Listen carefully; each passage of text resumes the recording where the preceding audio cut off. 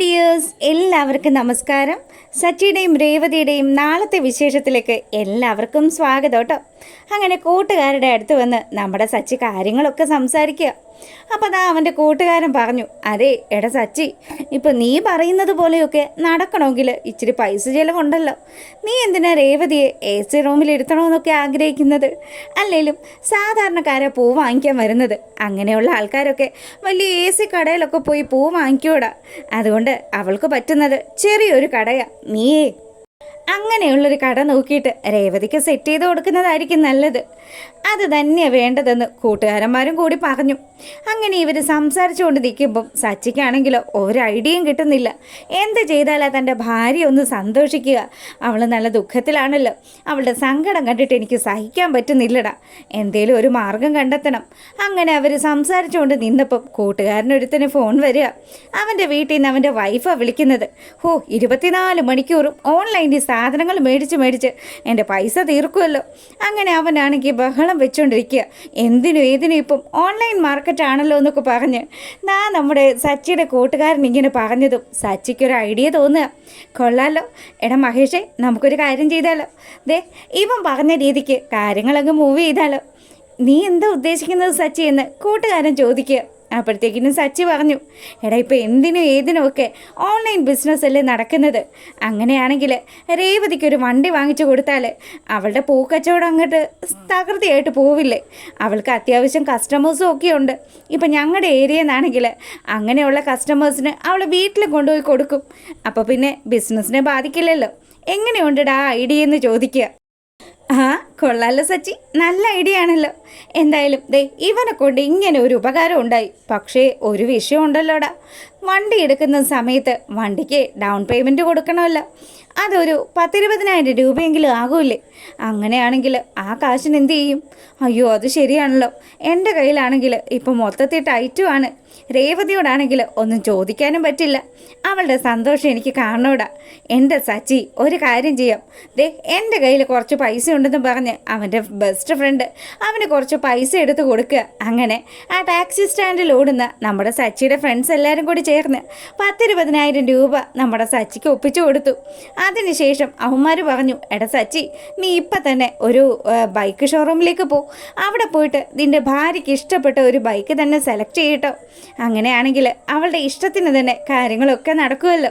ഇനി എന്തായാലും രേവതി എന്ന് പറയുന്ന ഞങ്ങളുടെ പെങ്ങള് കരയാൻ പാടില്ല. എടാ ഈ പൈസ ഞാൻ എപ്പോൾ തിരിച്ചു തരണം എൻ്റെ സച്ചി? അത് നീ പതുക്കെ തന്നാൽ മതി. ഇപ്പം എന്തിനാ നീ ഇങ്ങനെ ധൃതി വെക്കുന്നത്? അല്ല, നിങ്ങൾ വരുന്നുണ്ടോ എൻ്റെ കൂടെ എന്ന് സച്ചി ചോദിക്കുക. എടാ ഞാൻ വരണമെന്ന് ചോദിച്ച് സുമേഷ് വന്നതും സച്ചി തന്നെ പറഞ്ഞു, വേണ്ടടാ, ഇപ്പം തന്നെ നിങ്ങൾ ഇത്രയും പൈസയൊക്കെ സ്വരുക്കൂട്ടി തന്നതല്ലേ. ഇനി അതിനിടയ്ക്ക് വണ്ടിയുടെ ഓട്ടം കൂടെ കളയണ്ട. ആരെങ്കിലും ഓട്ടം വിളിച്ചാലോ, നിങ്ങൾക്കത് ഉപകാരപ്പെടില്ലേ എന്ന് പറഞ്ഞ് സച്ചി ആണെങ്കിൽ അവിടെ അടുത്തുള്ള ഒരു ബൈക്ക് ഷോറൂമിലേക്ക് ചെന്നു. അവിടെ ചെന്നതും അവിടുത്തെ സ്റ്റാഫിനെ കണ്ട് നമ്മുടെ സച്ചി പറഞ്ഞു, അതെ എനിക്കൊരു വണ്ടി വേണമായിരുന്നല്ലോ. ദേ ഇവിടെ പല മോഡലുണ്ട് സാറേ. സാറിന് ഇഷ്ടപ്പെട്ട വണ്ടി ഏതാന്ന് വെച്ചാൽ സാറ് സെലക്ട് ചെയ്തോ. അതെ, എനിക്ക് വേണ്ടിയിട്ടല്ല, എൻ്റെ വൈഫിന് വേണ്ടിയിട്ടാ. അങ്ങനെയാണെങ്കിൽ സാറിൻ്റെ വൈഫിന് ഇഷ്ടപ്പെട്ട കളർ ഏതാണെന്ന് സാറിന് അറിയാവോ എന്ന് ചോദിക്കുക. അപ്പോൾ സച്ചി പറഞ്ഞു, അയ്യോ അവളുടെ ഇഷ്ടപ്പെട്ട കളർ ഏതാന്നൊക്കെ ചോദിച്ചാൽ എനിക്കറിയത്തില്ലല്ലോ. ഒരു കാര്യം ചെയ്യാം, ഞാൻ അവളെ ഒന്ന് വിളിച്ചു ചോദിക്കാം. അങ്ങനെ നമ്മുടെ സച്ചി രേവതിയെ വിളിക്കുക.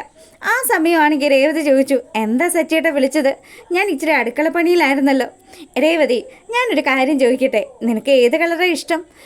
എന്താ സച്ചിയേട്ടാ ചോദിക്കുന്നത്? അല്ല, നിനക്ക് ഏത് കളറാണ് ഇഷ്ടം? സച്ചിയേട്ടാ, എന്തിനാ ഇപ്പോൾ വെറുതെ? എനിക്ക് സാരി വാങ്ങിക്കാൻ പോവാണോ?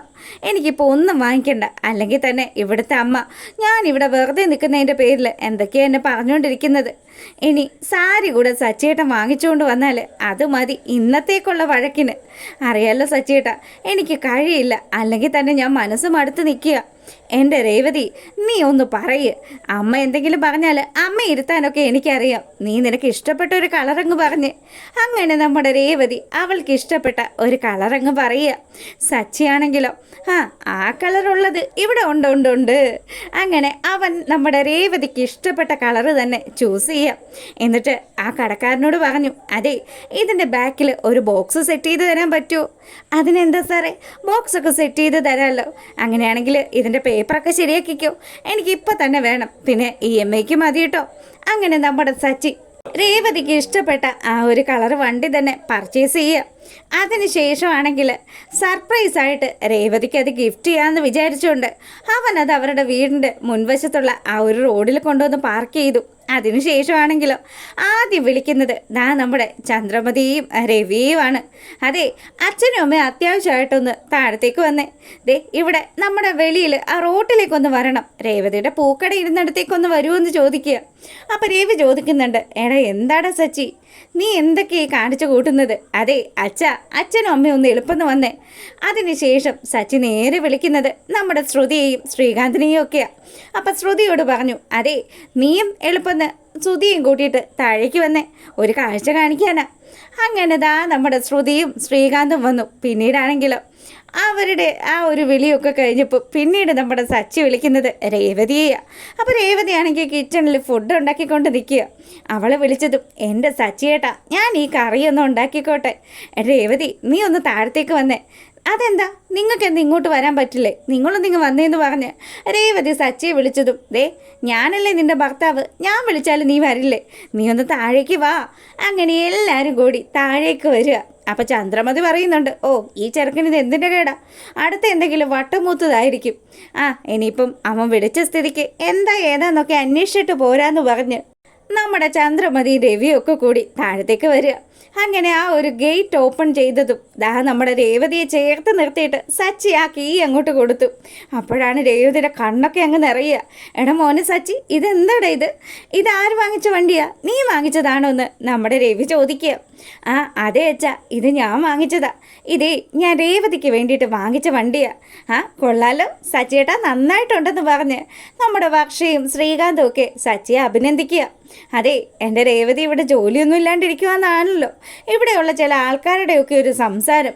അവൾ ഇനിയും ജോലി ചെയ്യും, അല്ല അതിന് ഈ 2 വീലർ കൊണ്ട് എന്ത് ചെയ്യാനാന്ന് നമ്മുടെ ശ്രുതി ചോദിച്ചതും, അതെ ഈ 2 വീലറിൻ്റെ പിന്നിൽ ഒരു ബോക്സ് ഞങ്ങൾ സെറ്റ് ചെയ്യും, അതിനുശേഷം ദേ ഇതുണ്ടല്ലോ ഇത് സഞ്ചരിക്കുന്ന ഒരു പൂക്കടയാക്കി അങ്ങ് മാറ്റും. രേവതിക്ക് അത്യാവശ്യം ഓർഡർ ഉള്ളതാണല്ലോ, ഈ ഓർഡറൊക്കെ വരുന്നത് അവൾ വീട്ടിൽ ഇരുന്ന് സെറ്റ് ചെയ്ത് എല്ലാം കസ്റ്റമർക്ക് ഡെലിവറി ചെയ്യും. അങ്ങനെയാണെങ്കിൽ പിന്നെ രേവതിയും ഈ വീട്ടിൽ ചുമ്മാതിരിക്കണ്ടല്ലോ. അപ്പോൾ രേവതി ആണെങ്കിലോ ആ താക്കോല് സച്ചിയുടെ കയ്യിൽ നിന്ന് വളരെ സന്തോഷത്തോടു കൂടി ഏറ്റുവാങ്ങിക്കുക. എന്നിട്ട് നമ്മുടെ രവി ആണെങ്കിലോ വലിയ സന്തോഷത്തിലാണ്. രവി പറയുന്നുണ്ട്, എൻ്റെ മോനെ സച്ചി, നീ ഇപ്പം ചെയ്തത് വലിയൊരു കാര്യം തന്നെയാണ്. ദേ കണ്ടില്ലേ മോളുടെ മുഖത്തെ സന്തോഷം കണ്ടില്ലേ. ഈ സമയം നമ്മുടെ ചന്ദ്രമതി ആണെങ്കിലോ ശ്രുതിയുടെ മുഖത്തേക്ക് നോക്കുക. എന്നിട്ട് ചന്ദ്രയാണെങ്കിൽ കോസ്റ്റ് കാണിക്കുന്നു. എൻ്റെ ദൈവമേ, എന്തൊക്കെ ചെയ്താലും ഇവൾ കയറി വരുവാണല്ലോ, ഒരു രക്ഷയില്ല, ഇവളെന്ത് ചെയ്യണം. എല്ലാവരുടെയും മുന്നിൽ നമ്മുടെ സച്ചി രേവതിക്ക് ആ വമ്പൻ ഗിഫ്റ്റ് സമ്മാനിക്കുമ്പോഴത്തേക്കിനും ചന്ദ്രമതിയുടെയും ശ്രുതിയുടെയും മനസ്സിൽ തീ കത്തുക. എന്തൊരു കഷ്ടമായത്. അങ്ങനെ സച്ചി നമ്മുടെ രേവതിയോട് പറഞ്ഞു, അതെ ഐശ്വര്യമായിട്ട് ഈ വണ്ടിയിലൊന്ന് വന്ന് കയറിയിരുന്നേ, ഞാൻ ബാക്കിലിരിക്കാമെന്ന് പറഞ്ഞ് അവനും ബാക്കിൽ കയറി. അപ്പോൾ രവി പറഞ്ഞു, ഓ കാണാൻ തന്നെ എന്ത് രസമാണ്, എൻ്റെ മക്കളൊന്ന് റൈഡ് അടിച്ചിട്ട് വാന്ന് പറഞ്ഞ് അവർ പറഞ്ഞയച്ചതും നമ്മുടെ ചന്ദ്രമതി വിധി വീണതുപോലെ അങ്ങനെ ആ കാഴ്ചയും കണ്ട് നിൽക്കുക. എൻ്റെ ദൈവമേ, എന്തൊക്കെ പ്ലാനിങ്ങുകളായിരുന്നു. അതൊക്കെ പൊളിച്ചടുക്കി ആ ചെറുക്കെന്താ വീണ്ടും അവളെ ആ പ്രസ്ഥാനത്തിലേക്ക് തള്ളിവിട്ടല്ലോ. ഇനിയിപ്പോൾ എന്ത് ചെയ്യും, എന്തൊക്കെ ചെയ്താലും ഇനി ഒന്ന് രേവതിയെ പിടിച്ച് വീട്ടിലിരുത്താൻ പറ്റുക. വീണ്ടും വീട്ടിലെ പണികൾ മുഴുവനും തൻ്റെ പെടലിക്ക് ആകുമല്ലോ എന്നൊക്കെ ചന്ദ്രയെ ആലോചിച്ചുകൊണ്ട് നിൽക്കുക. അങ്ങനെ ഇവിടെ ഈ കാര്യങ്ങളൊക്കെ നടക്കുമ്പോൾ ഇതൊക്കെ കണ്ട് സന്തോഷിക്കാതെ വേറെ 2 പേര് കൂടി ഉണ്ടല്ലോ, നമ്മുടെ ശ്രുതിയും അതുപോലെ സുധിയും. രണ്ടാളും റൂമിലേക്ക് ചെല്ലുക. അപ്പോൾ സുധി ആണെങ്കിൽ പറയുന്നുണ്ട്, എൻ്റെ പൊന്നു ശ്രുതി, ഇതെന്തൊരു കഷ്ടമായത്, ഇവന് ഭയങ്കര കഷ്ടകാലമാണെന്നൊക്കെ പറഞ്ഞിട്ട് കഷ്ടകാലം മുഴുവനും വരുന്നത് നമ്മുടെ തലമണ്ടയ്ക്ക. അല്ലേ പിന്നെ ഒന്ന് ആലോചിച്ച് നോക്ക്, രേവതിക്ക് അവിടെ കട നഷ്ടപ്പെട്ടിട്ടും എന്തെങ്കിലും പ്രശ്നം സംഭവിച്ചോ? കുറച്ച് സമയം അവൾ നിന്ന് കരഞ്ഞു. സച്ചിയാണെങ്കിൽ അവൾക്ക് വേണ്ടി പുതിയ വണ്ടിയും വാങ്ങിച്ചു കൊടുത്തു. ഇപ്പോൾ കണ്ടില്ലേ രണ്ടും കൂടെ പറന്നു പോയേക്കുന്നത്. എൻ്റെ ദൈവമേ, ഇവരുടെയൊക്കെ ഒരു ഭാഗ്യം. നമ്മൾ മാത്രം ഇങ്ങനെ. എനിക്ക് ആ കാനഡയിലെ ജോലി ശരിയായിരുന്നെങ്കിൽ എൻ്റെ ശ്രുതി ഞാനൊരു കലക്കിയേനെന്ന് ശ്രുതി പറയുക. കാനഡ മിണ്ടാതെ അവിടെ എങ്ങാനും ഇരിക്കേണ്ട ശ്രുതി എന്ന് പറഞ്ഞ് ശ്രുതിയാണെങ്കിൽ ശ്രുതിയുടെ നേരെ ദേഷ്യപ്പെടുക. അപ്പോൾ ഇതൊക്കെയാണ് കേട്ടോ നാളത്തെ വിശേഷത്തിലുള്ളത്. എന്തായാലും നമ്മുടെ ശ്രുതി ഒരു ഗംഭീര ഐഡിയ പറയുന്നുണ്ട്. ആ വിശേഷങ്ങളൊക്കെ ആയിട്ട് രാവിലെ വരാം. അപ്പം വീഡിയോസ് ഇഷ്ടമാകുകയാണെങ്കിൽ എപ്പോഴും പറയുന്നത് പോലെ തന്നെ ഒന്ന് ലൈക്ക് ചെയ്തിട്ട് കാണുക കേട്ടോ. അപ്പോൾ എല്ലാവർക്കും നല്ലൊരു രാത്രി ആശംസിക്കുകയാണ്. അപ്പോൾ ഓക്കെ, ഗുഡ് നൈറ്റ്.